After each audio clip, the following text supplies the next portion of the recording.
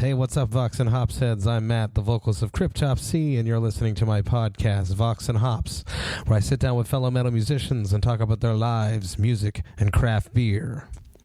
This past weekend, I had such a great time, and I was truly honored and humbled by the amount of people that came out to the Vox and Hops one-year anniversary party. The room was filled with a whole bunch of Vox and Hops heads. There was some Vox and Hops alumni there. There was some old friends I hadn't seen in a long time. And Lord Worm came out and we conducted the very first Vox and Hops live interview. He was on fire. You guys are in for a treat. He was everything that I could have wanted him to be. He is truly one of the most interesting death metal legends. It was just such an honor to have Lord Worm with me there that night to celebrate 1 year of Vox and Hops. For all those of you who were not there, this past Monday I launched on the Vox and Hops Big Cartel the Vox and Hops Cuffed Knit Beanie and also the Vox and Hops 9-ounce glassware, which were both available at the party. Now you can get yours, all available in the link in the description. Also running it right now, we still have the Vox and Hops Water Makes You Rust When You're Made of Metal long sleeve pre-order. That's going to be up for another week or two, and then I'm going to take it down. I'm going to fulfill the orders, and that's it. I'm never making it again. This is a limited edition long sleeve. I'm absolutely in love with the artwork. If you want to support the podcast in any way, the best way to do that is through the Vox and Hops Big Cartel page, whose link is available in the description of this podcast. Without further ado, here it is, Vox and Hops, episode number 82, with Lord Worm. I warn you, what you are about to hear is very disturbing indeed. Ladies and gentlemen, Vox Hops alumni and Vox and Hops heads, Mr. Lord Worm.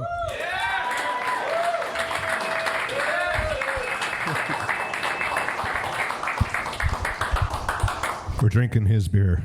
It's got a name on it. Mine says Matt. As I mentioned, Lord Worm was the person I wanted to interview first because, unless you guys don't know this, I am the new singer of Cryptopsy. I've been there for over 10 years, and you were the first singer for Cryptopsy. You're just a kid. Only 10 years. I think I did it for all of 5. You have a long way to go. Exactly. Classic Vox and Hops question. Take me back to your youth. Tell me about the soundtrack to your youth. What music was playing in your house when you were growing up? He used the words growing up on me. Jesus. Started with Kiss. Really? Yeah? Yeah, 1977 started with Kiss. Moved on to Black Sabbath. And then all of a sudden, Show'em FM on Friday nights came out with the Metal File. And then it just regressed to Merciful Fate, Slayer, and then it just got worse and worse and worse. And that's why I've been drinking for 50 years. I started drinking in 1969 because I knew I was going to have practice for what was coming. So as of this past summer, yes, I've been drinking for 50 years. Longer than most of your parents have been alive. You were saying earlier that you started drinking at 4 years old. Yeah. Because your neighbor... An old German fellow, left side of the house, Fred. Everyone needs a neighbor named Fred. He was drinking, I think, Labatt 50, but in 1969 it wasn't adulterated yet. It was probably still, Labatt 50 the way it's supposed to be. So I had that. And then anytime my folks would have people over and say, oh, what can we get you? I'd send some wine. And at Christmas time it'd be, creme de menthe or sherry. So yeah, I've been drinking for 50 years. It does this to you.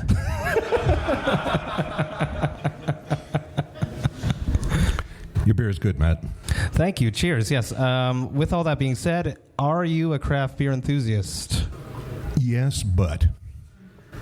And you know what the but is. But I hate this trend. The IPA trend past year. Jesus. Double IPA, any IPA, West Coast IPA, Black IPA. Seriously? I beer mine with Citra. Really? How very special. Stop. Take me back to that first craft beer that made you feel that craft beer was interesting, something you wanted to explore more. Oh, and I blame Steve Thibault for this. It was St. Ambroise Pale Ale. That's funny. That's mine, too. What was it about that beer that opened your mind, that opened your palate, that made you... It was hoppier and tastier and smelled nicer. And then the other things just fell away. And then, I mean, let's face it, if you're going to be a beer slut and drink a buffet every night, you can't just stick to one. What is this session beer thing? I could do a whole session drinking just this one beer. Well, why don't you just buy Moosehead and shut the fuck up? You want a session with me, you got a lineup. And you don't stop till you're asleep. You agree. He agrees. Session beers are fun because I'm a father. Right. And I can taste, they have new session beers that are out there that actually taste like something, but there's always missing something, and it's always the alcohol. No disrespect to JF Legency from Echo Session Ales. Seriously, whatever happened to Golding's hops? Fuggles, yes, I know, cute name, sounds all Harry Potter-ish, but still, it tastes nice, you know? What would be those breweries from Quebec that you'd like to explore after you did the St. Ambroise? Where did you go? Again, because of Thibault, started working at Unibrew, went Belgian style. And then, I guess, Brasseurs now. And, then, I mean, we're talking the 90s here, right? Exactly, So yeah. it was, there were so few. And everything was neat. Everything was different. There weren't, 1,000 breweries, each brewing their own Blanche, their own Blonde, their own Russe, and their own fucking IPA. and you know who I blame? I blame McCausland. You think that they're the... I think they're the originators. I mean, they're pamplemousse and they're tangerine and they're double and they're black. Stop. Bloody hell. So you're planning a drinking night. You step into your dépanneur, your convenience store. You open your beer fridge. What are you choosing? It's a mood thing. It really is. I'm not like, what am I going to eat for supper? I'll figure it out later. After I've bought it. Take it home and say, oh, shit, look what I bought. I might as well eat that. I might have something to drink with it, too.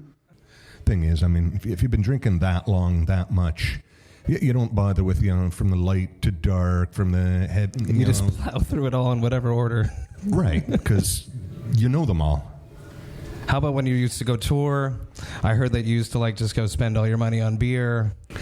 See, touring I hated. I really did. But there was a brief period in every day that was my vacation.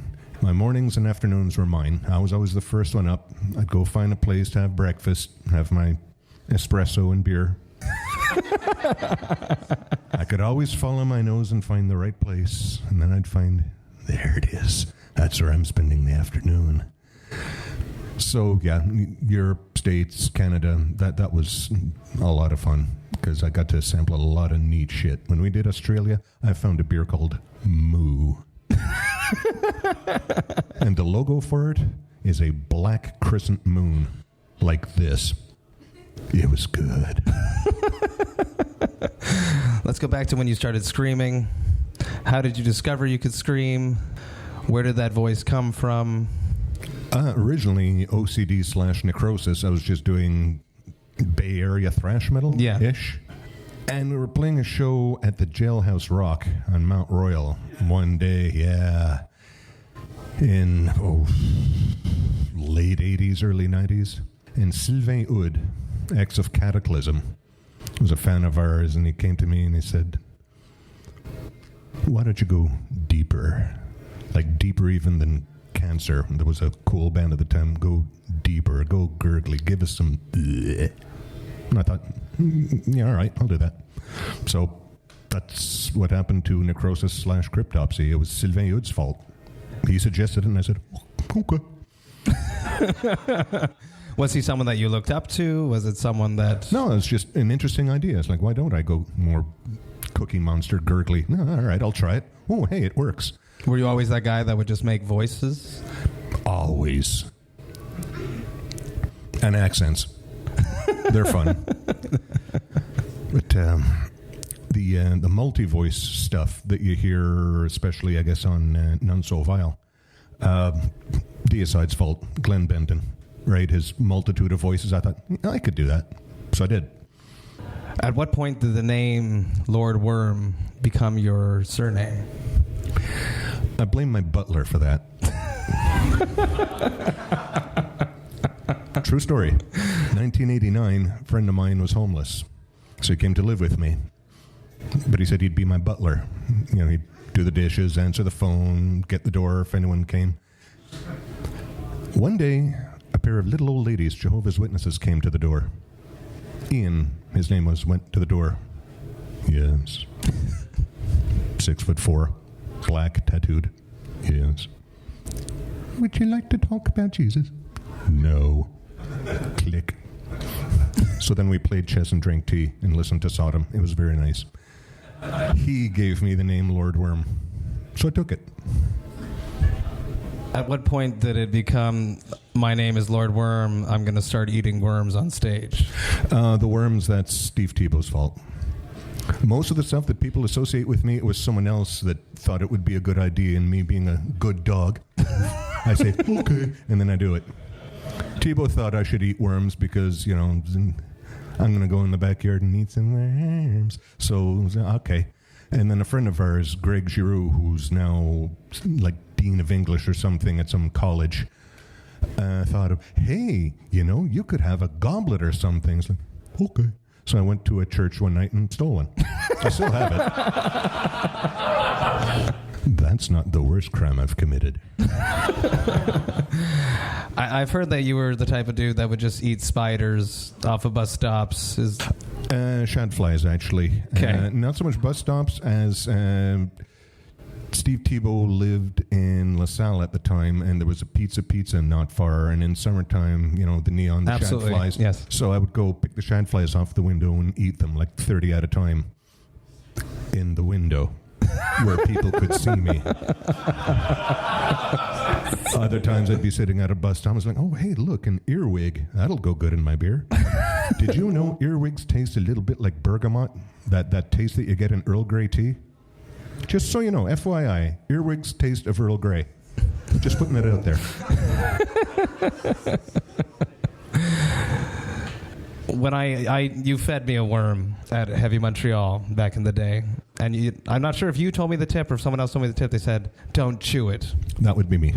Okay, so at what point and how quickly did you learn not to chew the worms? I already knew, you know, common sense dictates. And here's the fun part. So we're playing in California at some point, and Eric, previous bassist, Eric Lagua, shout out, comes to me during an instrumental break and just kind of doing my, I don't know, worm thing. And he comes to me and says, hey, wormy, check some, man. You give a worm to a girl and she's like, it's so sexy. You give to a guy, he eat it by chewing, then you go, And he's telling me this while, you know, he's playing bass and Flo's doing his thing. And I thought, and I'm not wearing my glasses because you can't headbang and not lose your glasses. So I thought, all right, I'll check it out. Oh, bay tabarnak, he was right. So sorry, boys, women are smarter than us. They don't chew. You can take that any way you want it.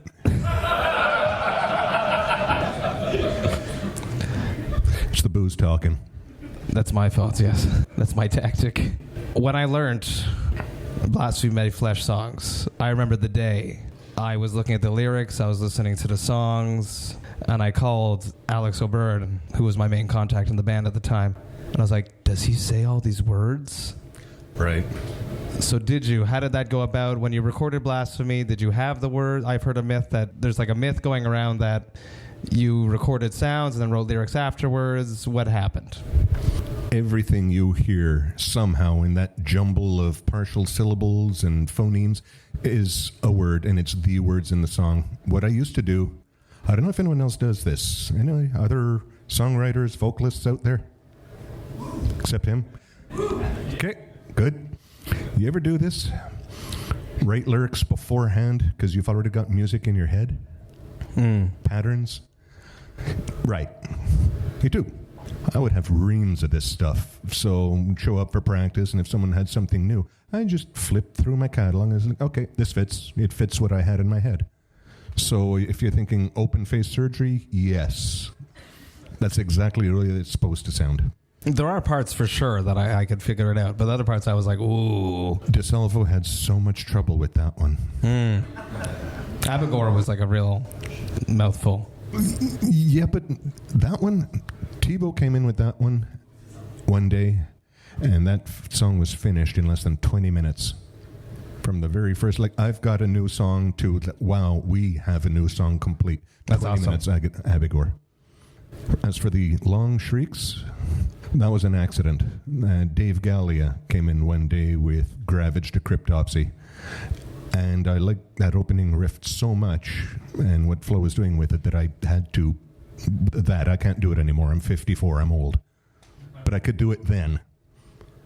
And I actually did that on tour in 2004, was it? Yeah, with the Back to the World. Yeah, we had Dan Mongré, now of Voivod, ex of Martyr, doing a U.S. tour, and they actually included open-face surgery as the 9th song. So we had to do all the None So Vile, take a little break, and then come back and open with that. Thanks. So Dan Mongré saved me. He said, you know what, hyperventilate. And he's right. Holy shit, that shit works. You hyperventilate, you can actually do those 48-second screams, and it's okay just before, the vein bursts. When everything goes black, it's over.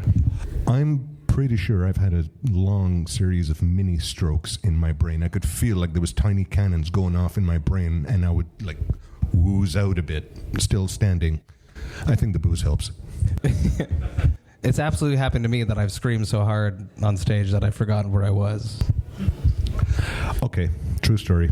One time, I think 2006 or something, we're in Detroit, or as we like to call it, Distroit. Was it Harpo's? Might have been. We're in the middle of, I don't know which song. Doesn't matter, it's an old song. And all of us, coincidence, whatever, synchronicity, we all got lost at the same time. And we all found each other again at the same time and finished the song. And all I could say was, what the fuck was that? True story. Yeah. Spinal Tap-ish. If there's going to be a fuck-up, it's going to happen to Cryptopsy. I've also heard a story that while you were recording None So Vile, that Eric showed up halfway through the day that you were doing your vocals, and you did your vocals in one day, and you were severely drunk. Nope. All untrue. I was drinking all day. I had my bottle of Glenlivet in the fridge. I did my vocals, and that's what, a 30-minute album, 32 minutes? That's right. Yeah, so just the time to find, cue up the next song. So what would that take? About 35 minutes? That's how long it took me. Holy shit. One take. When I was working in the Nucléaire, it was the same way. They called me Lord One Take. Really? I know my shit. I wrote it. We jammed it enough times. I don't need the lyrics in front of me. They're all up here. One take. You hear that, kids out there? That's how you record an album. So I never actually got drunk, but I was on Glenlivet all day. What happened with Eric was he couldn't do that piano intro to Phobophile. It took him 40 takes or something. It was 3 a.m. before he got the final one. And Denis Cote, yes, him, the filmmaker, was our road manager at the time. All he could do was to pretend to walk downstairs next to a bar. The whole faking walking downstairs. That was his reaction. It's yay, we're done. So he walked downstairs. Denis Cote. What would be the craziest tour memory of those early tours before you left the band, touring None So Vile? What would be the craziest one? Those Canadian tours. Those are pretty safe. I mean, even if we were quote-unquote headlining and would only have an opening band, there's lots of stories, no crazy ones. I've grown to really, really hate Winnipeg because we always played the Empress Hotel, and we played for the opening band and one of their girlfriends. This is a show? So it's not crazy, it's just hateful. First time we played Vancouver, Blasphemy came to see us and invited us to their house the next day. That was cool. Second tour, at this point, Steve Tebow was no longer in the band, so we had John Levasseur. And it had been a really bad tour, the 96 tour. We lost a lot of money up until the final date, Saskatoon. No way. The town showed up, and they bought everything. Wow. And what they left behind was teeth, blood, and broken stuff. And we were very pleased, so we drove all the way home without sleeping, and for once, we used the air conditioning. I also heard that when you left Cryptopsy, that you didn't realize the success that None So Vile had until you came back. It didn't have a success at first. We were becoming known, but we were only on their second album. These things come slowly. This is not pre-computer era, but pre all this now, internet stuff. 90s didn't have all that. So it was word of mouth. It was, snail mail kind of thing, buying demo cassettes kind of thing. That's how it was. So I left because touring was not fair to my girlfriend. She was the one paying rent and food. And she was doing this on a cosmetician's salary at fucking Jean Coutu. That's just no fair. You can't do that to a lady. So I stopped Cryptopsy and went and got a warehouse job. But at least it was fair. Did you follow the band at that point? Well, yeah, because at this point, Steve Tebow had been made manager, and we were both good friends with Mike DeSalvo. So, and anyway, this is when Steve still lived in Montreal. He's in Calgary now. But he had his epic New Year's party every year. And we all brought food and all our booze, and we had to take all the extraneous stuff out of the fridge, like shelves. To fit the beer. Of course. And when we did this in 1998, Steve's fiance was on that time of the month, poor kid, and it really hurt her, so she didn't drink. So Steve and I and my lady friend had 4 2-4s of 96 different beers to finish. We started at 2 in the afternoon, finished at 4 a.m. with 32 beers apiece. And then she drove home. Oh, boy. And she did it well. She was drinking sessions. But all the time you were gone, you didn't realize that None So Vile became a classic cult album. So I found out in 2003 when Flo called me back. He'd asked me to give English lessons. Y'all know I was an English teacher for 10 years. And what is that man's name again? Martin Lacroix. Yeah. The way Eric put it, wasn't it?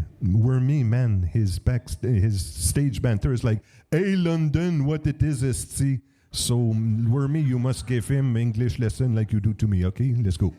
So I thought, yeah, all right, I'll give him a prix demi, I won't charge much. And we were at it for a couple of months, and he was learning, and then one day Flo calls me and goes, "So it's hopeless, right?" "Come on, it's coming. Yeah, it's hopeless. You want to come back?" I guess that's it. So Flo comes and picks me up at my place. We go back to his place in Mirabel, and Maurice Richard is there. The manager. Yeah, manager. Not the hockey player. Right. And Denis Côté and Pierre Rémiard, and they're all saying, it's like, yeah, you've been away and you don't know, but the band got kind of popular. Oh, well, isn't that nice for you? Now you're back. Well, that's not so nice for me then. Because I'm not used to this shit. You're used to it. Was there a moment as you were gone that you wanted to come back, that you felt that you ever would come back? Never even thought of it. I was just busy teaching. Let's just touch on the teaching thing, because I speak to a lot of Cryptopsy fans when I'm selling at the merch table, hanging out with them, and they all think that you're like an elementary school teacher. So let's just debunk that myth right now. What did you used to teach English to? English as a second language to bankers and government people and the army and company people. I taught at National Bank, at Bell, National Defense, La Caisse de Dépôt, just all kinds of places where people needed private or semi-private instruction, often so that they could keep their jobs. The pressure was on. I had a 98% success rate. I did okay. I have no doubt that you were excellent. Because people expected like kids to walk into their second grade classroom and that you would just come out of the casket. You know, this is what people had in their mind. Oh, that's adorable. I joined the band. I recorded The Unspoken King. It was not the best, most popular Cryptopsy album. Please accept my papal blessing. Did you listen to it? Yes, I have. What was your opinion when it came out? Contemplate Regicide, the opening riff. I remember when Alex wrote that in Australia, and it's such a great riff. I wanted to do that song, except I was out, so you were in.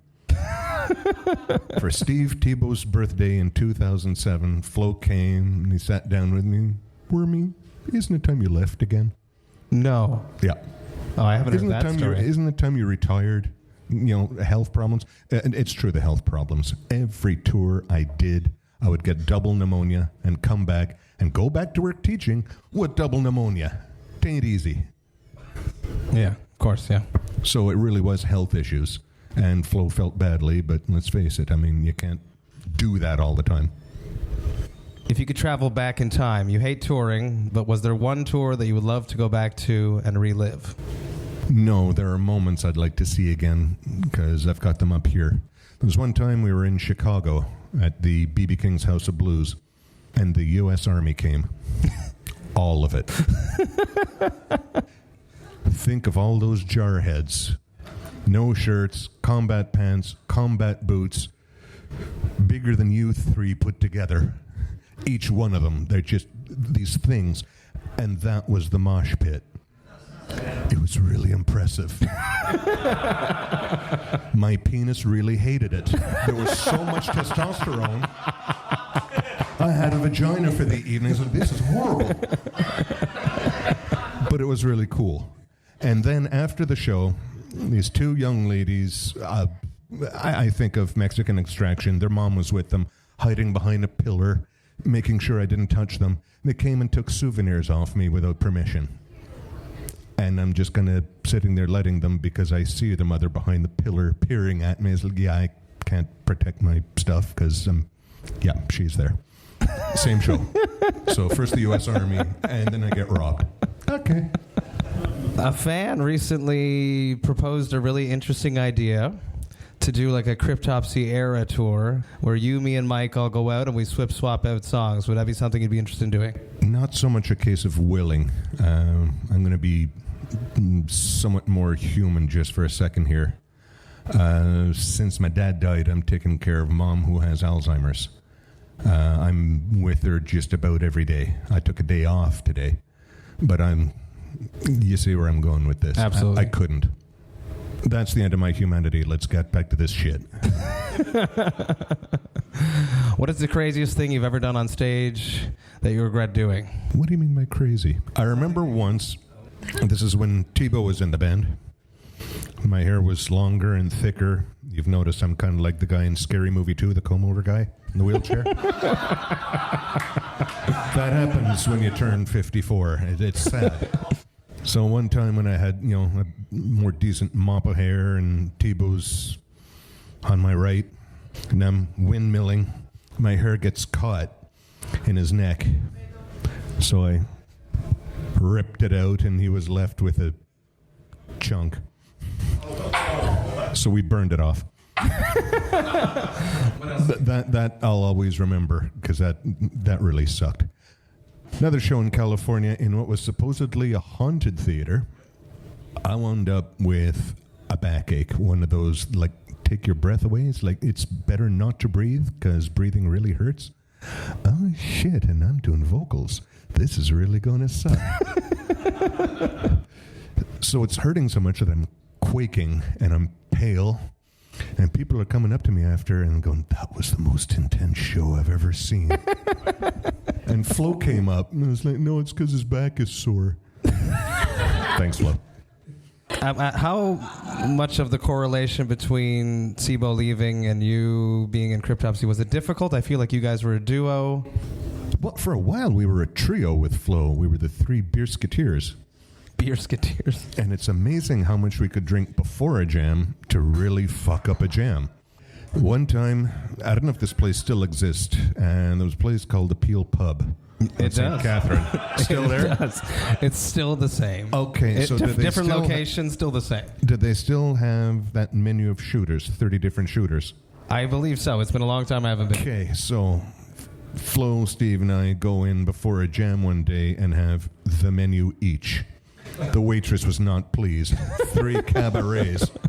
And we drank them in alphabetical order. And then had their $1.99 plate of spaghetti.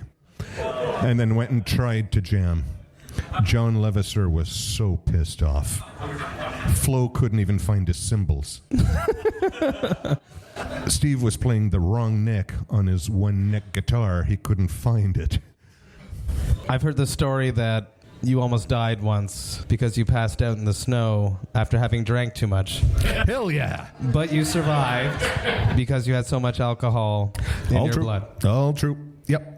January 30th, 1986 is a Friday night. I'm with Steve Tebow and a lady friend of ours. We were listening to the aforementioned Metal File on Shom FM that was on from 10 till midnight. And we listened to it on...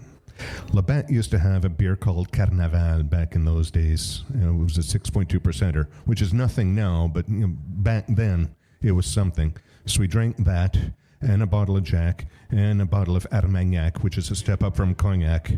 And we were at the lady's house, and we left, and I wasn't completely dressed for the weather. It was minus 20 that night. Got to the bus stop. Steve got on. He got home. I walked home between other people's houses, just taking a shortcut.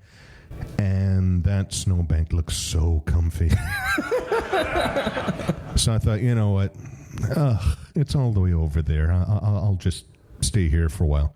Jacket open, no gloves, in the snow from like midnight till 6 a.m. I got up. My hair was frozen. I'd somehow managed to cut my chin. I had a blood sickle.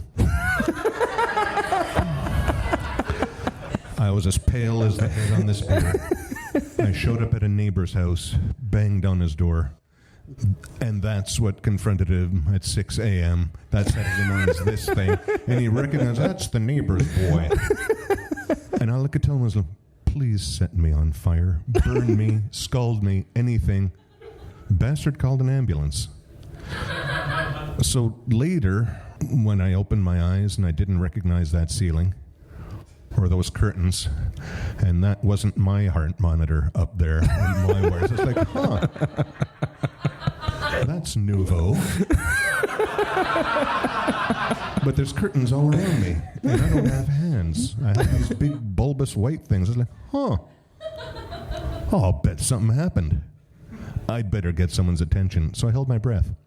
When you do that, heart monitors tend to beep a lot. So the nurses come running, and they see me and say, hi, how you doing? So it's awake, yes. So it doesn't need that catheter anymore, and they yanked it out. Yeah, nurse vengeance. My first pee was purple-brown, and it burned, and I didn't like it. So I spent a month in hospital, all of February 86, and the doctors at first thought that I'd lose either my hands or my fingers or something. I've lost nothing. I have arthritis and I've got deformities, but other than that, my hands became so wasted and like atrophied and shit, I could drink out of my hands and not spill a drop. I learned to operate a ghetto blaster with my face. I got gangrene. And then when I got home, Steve Tebow told me he had a new band called Redemption with his buddy Ian, who became my butler. See how this all comes together? I love it. I love it. I love it. Your lyrics, where did they come from? I was writing lyrics before I was ever in music. I've just been a lyric writer for a long, long time. So I was ready for OCD, necrosis, cryptopsy. I had reams of the shit. I'd just been writing But where does it come? I've heard that you're slightly dyslexic. Is that right? And that you see things backwards. I love my dyslexia. You see things backwards, and then it spawns some creativity. Okay. So I'm biking along the Lachine Canal one day, and there's a signpost that says Vue Panoramique. You ever seen these things? What I saw was Vue Paranoïaque. Yeah. So, yeah, when you see stuff like that, it makes things spin in your little head there. It's like, I'm going to write some of this shit down. Some of the early stuff was extremely brutal and disturbing. You talking about Pathological Frolic? Yes. I was at McGill with Steve. He was a student there in anthropology at the time. Steve Thibault again. And we went to the library for something, and I was just scouting around stuff, and I found some pathology book. And the photos I saw, black and white things, included, a kid wearing his mother's bra who hanged himself, among other perversions. And I thought, that's poetry. So when we recorded that song, everyone in the studio, not just the musicians, but the engineers and hangers-on, everyone took part. That last part where and then we fucked him. Yeah, so that's everyone. That's like 50 people in the room under one mic hanging from the ceiling, and they loved it. I've heard that there was a music video that was shot for Mutant Christ that never saw the light of day. Do you remember doing that? Was it Mutant Christ or Serial Messiah? Serial Messiah, yes. Flo directed and produced it. We filmed it. I still have images of some of the footage, and he just kept it. And something else, and this is not to Flo bash at all. It's not. It just happens that a lot of the decisions come from Flo that I wish had come out differently. We filmed a show in Montreal at the end of our tour in 2005 when we co-headlined with Suffocation. This is when Dan Mongrain was in the band. And it was a big production. There was some money and effort put into this. The lights, 6 TV cameras, the hearse, a used coffin, not my usual coffin. This was an old lady's coffin that the body was taken out of. So that was the smell. No way. And I'm like screwed into this coffin with that smell in the hearse till the members of Bloodshot Eye, all in black metal makeup, carried me to the stage and unscrewed it. How long did you wait in the hearse? Not long, 10 minutes. Okay. And then carrying's another 5, so 15 minutes tops. No biggie. The sound guy was a stoner, and he forgot to plug in for sound. So what you have is a full-color, Mario Bava-esque documentary of pure brutality, and there's not a peep. And Flo decided to sit on this. Flo, we were doing the same set night after night. Tight as can be. Just take the sound from another night and put it on. It might look strange. It's Cryptopsy. We're the Spinal Tap of death metal. Do it anyway. Never did. You believe that? You think that Cryptopsy back in the day was the Spinal Tap? Was that the point of it? No, but we were very Spinal Tap-ish. I mean, I actually twice got lost. I got lost in Helsinki backstage. I've heard that they started a set and you were on the toilet. Is that true? No, I was lost in Helsinki. I was not on the toilet. I was trying to find my way to the stage. And I literally made it right on time, grabbed the mic and did. Yeah. Like down to the last nanosecond. And I was running. You were on time. Yeah. Just. But I got lost. Lord Worm, thank you so much for coming, being a part of the Vox&Hops 1-year anniversary party. Happy anniversary, dear. The very first live interview. Thank you all for being here. Such a pleasure. Cheers.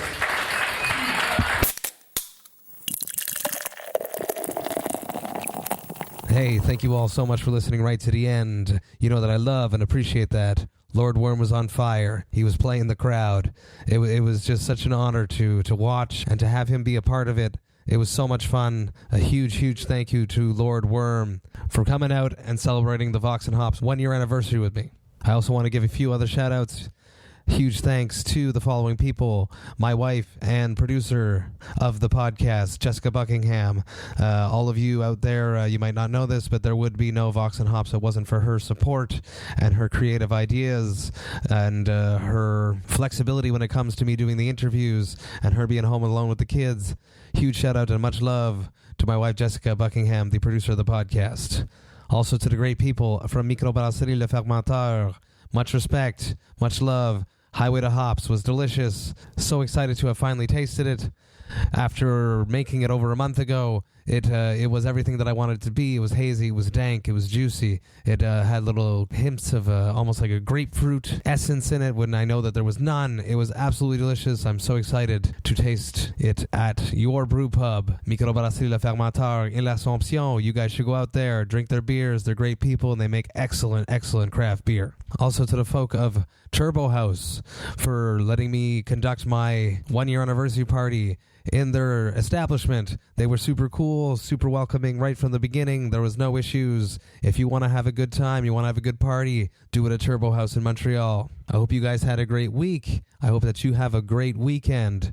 This podcast was so special. I loved it so much. There will be only this one this week. I'll be coming back with 2 next week, though, so this is it. So enjoy life, metal, and craft beer. Cheers, Vox and Hops heads.